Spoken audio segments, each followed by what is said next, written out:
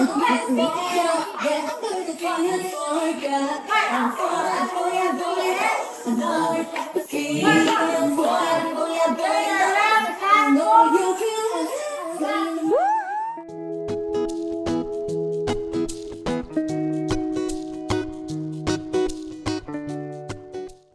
and welcome to Celebrity Home.